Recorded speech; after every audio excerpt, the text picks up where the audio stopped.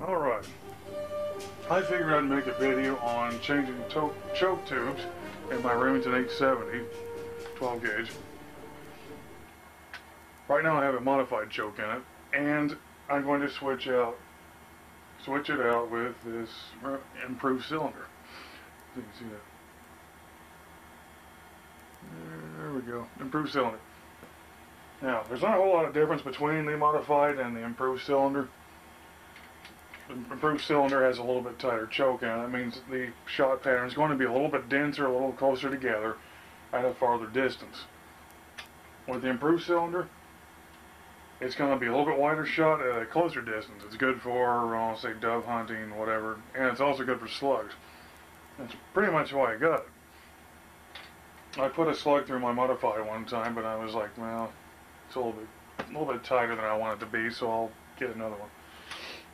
Alright, well, this is the choke tube wrench that came with my 870. It's kind of a simple design. It's got it's got a space for 12 gauge and 20 gauge, which I don't have anything to switch out 20 gauge, just the 12. My 20 gauge is a built-in full choke, so I can't do anything about it anyway. Anyway, there's these little grooves around the circumference of the choke tube, and these little ends right here fit down inside, just like that. And you want to twist it open. It's got some threading to it, so it'll take a couple seconds to get it all the way out. See if I can get the shot here.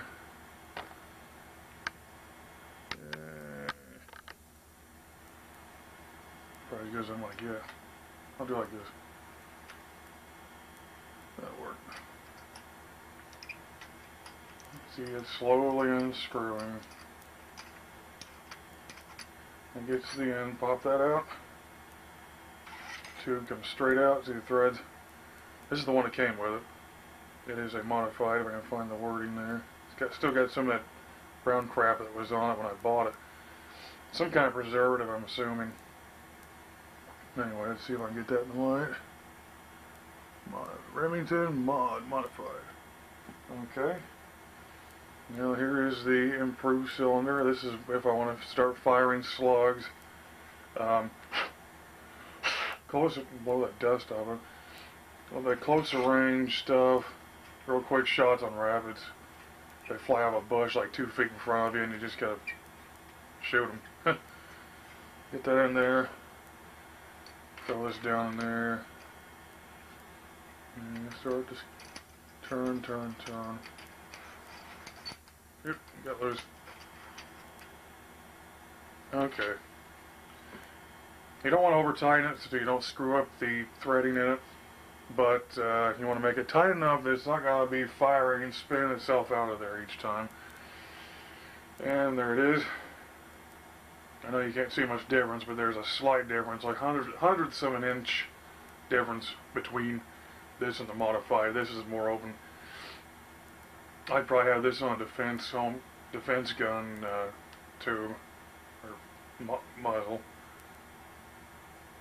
so I can double up buckshot and slug at a close range. Of course, with home defense, you don't want to use a slug unless you absolutely have to, because that sucker's going to go through the guy you're shooting, through the wall behind him, maybe even farther than that, because it's a 1 ounce slug, about that big around, and about 73 caliber equivalent. And yeah, that's going to be kind of tough. Well, anyway, that was that tube. Now I'll go ahead and I'll put the turkey choke in just to show you the difference. Now with this choke, and the modified choke, it's alright to use lead or steel shot, obviously. Steel's the difference. And the turkey choke, they say not to use steel because you don't usually hunt turkey with steel anyway, and it's a little different kind of a metal and makeup, so you don't really want to mess it up anyway, because they'll screw it up pretty good, and you don't want to go buy another choke. Anyway, I'll get this out of here. Now this turkey choke, it'll do thumb tight, since there's no way you're going to be able to get a choke wrench on it anyway. I can't even talk now. But it's a little longer and it'll hang out the end of the muzzle. See if I can get my hand out of the way. There. Slide in there. Can't see. There we go. You just twist it in there. You always want to get one that's designed exactly for your type of gun. This one goes on Remington 870 and a few other equivalents. Or lookalikes. Whatever you want to call them. There's that. See, it's got porting. That's supposed to help you with managed recoil, you know. Usually when you fire one, it's going to fly up. This, it's supposed to flatten it out just a little bit so you don't have such a muzzle rise when you fire it. I haven't really fired it yet. I did shoot a 3-inch turkey load through the modified at close range, so I didn't really get a chance to try this out. But that's how that goes. Just unscrew it. Be careful with the threads. Or, you know, I don't know how fragile they are, but you just want to be careful with them, obviously. Shing, you know. I'll go ahead and put the modified back in because I was planning on using it on squirrels, tree rats to the other people. Of course, I call them whatever I want to at the time. I hate them. There